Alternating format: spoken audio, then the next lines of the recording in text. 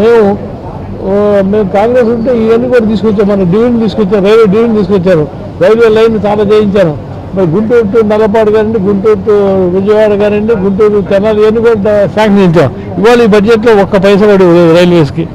అదేవిధంగా ఇప్పుడు మన నూతన క్యాపిటల్కి మెట్రో కానివ్వండి, రోడ్స్ కానివ్వండి, దానికి కూడా డబ్బులు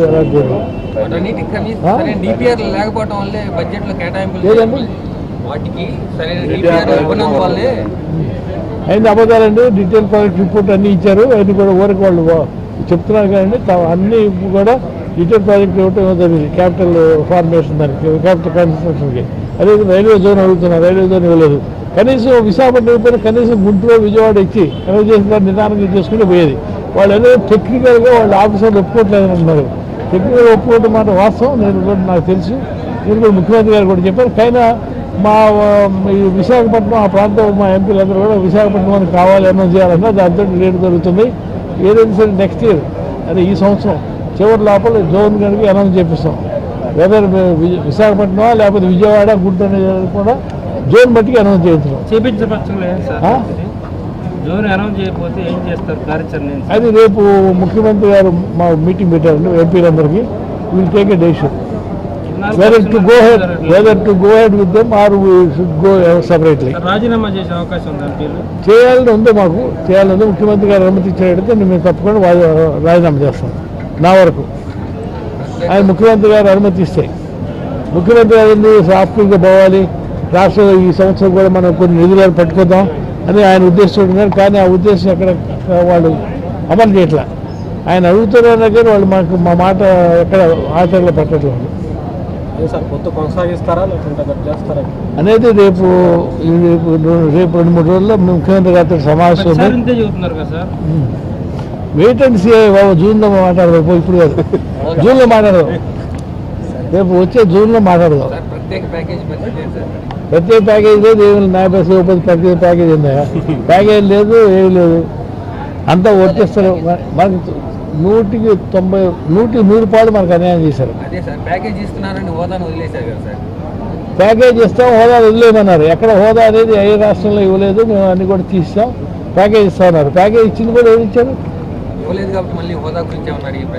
అడిగినా ఉపయోగం లేదు, ఉపయోగం లేదు. మన దేశం కోర్టు చేసిన మాట వాస్తవే. నెలకు 3 సార్లు ముఖ్యమంత్రి గారు వెళ్ళి ప్రధానమంత్రిని కలుస్తున్నాడు, ఫైనాన్స్ మినిస్టర్ కలుస్తున్నాడు, మరి నితిన్ గడ్కరీని కలుస్తున్నాడు. ఎక్కడ రిజల్ట్స్ రావట్లా. ఆయన చాలా కష్టపడుతున్నాడు డే అండ్ నైట్. మరి వాళ్ళు అది గమనించట్లా. వాళ్ళు ఏంటి మరి పాలసీ ఏంటో తెలియదు. వాళ్ళ ఉద్దేశం మనకి ఇబ్బంది పెట్టి, తెలుగుదేశానికి ఇబ్బంది పెడితే బీజేపీ పైకి వస్తేనే ఉద్దేశంతో ఉన్నారు. వాళ్ళు గుర్తుంచుకోవాలి, ఎప్పుడైతే తెలుగుదేశాన్ని ఇబ్బంది పెట్టారో వాళ్ళు గతంలో కాంగ్రెస్ పార్టీ ఏ విధంగా పతనం అయిందో ఆ విధంగా బీజేపీ కూడా పతనం అవుతుందని నేను చెప్పేవాడు. నేను గతంలో కాంగ్రెస్ పార్టీ చేసిన విధంగానే ఈ విధంగా చేస్తారు, ఇవాళ బీజేపీ కూడా చేస్తారు. ఎప్పుడైతే గతంలో కాంగ్రెస్ పార్టీకి ఏ విధంగా పరాభవం జరిగిందో అంతకన్నా ఎక్కువ పరాభవం బీజేపీ వాళ్ళు జరుగుతుంది. ఏదంటే మన ఉన్న ప్రజలకు కానివ్వండి, తెలుగుదేశం పార్టీ కానివ్వండి సహాయం చేయడం జరుగుతుంది. రాజీనామా మీద మీకు వాయిస్ గట్టి వినిపిస్తారా సార్? రేపు ముఖ్యమంత్రి గారితో మాట్లాడి ఫైనల్ చేస్తాం. వెంకయ్యనాయుడు గారు మనకు సహాయం చేస్తున్న ఉద్దేశంతో ఆయన తీసుకెళ్ళి వైస్ ప్రెసిడెంట్ చేశారు. ఆయన మనకు సహాయం చేసి స్థితిలో లేడు. గతంలో మరి ఆయన దగ్గరికి వెళ్ళి మన ఎంపీలు కానీ వెళ్తే వాళ్ళు మిగతా డిపార్ట్మెంట్ పిలిచి మాట్లాడేవాళ్ళు. మరి వాళ్ళు ఆయన మరి అవకాశం లేకుండా చేశారు వాళ్ళకి. అది ముఖ్యమంత్రి గారి దగ్గర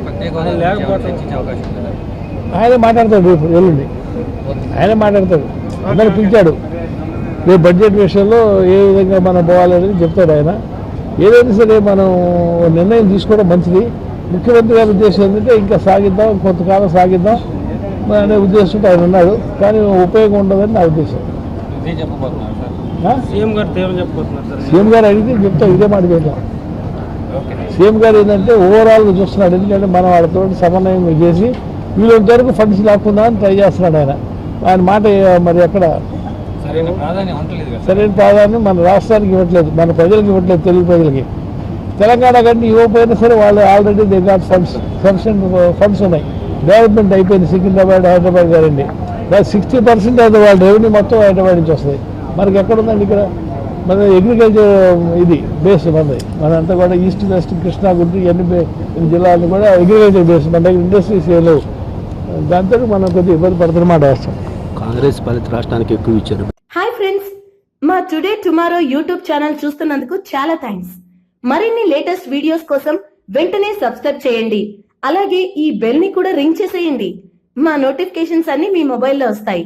అలాగే మా వీడియోస్ మీకు నచ్చితే లైక్ చేయండి, షేర్ చేయండి, నచ్చకపోతే కామెంట్ చేయండి.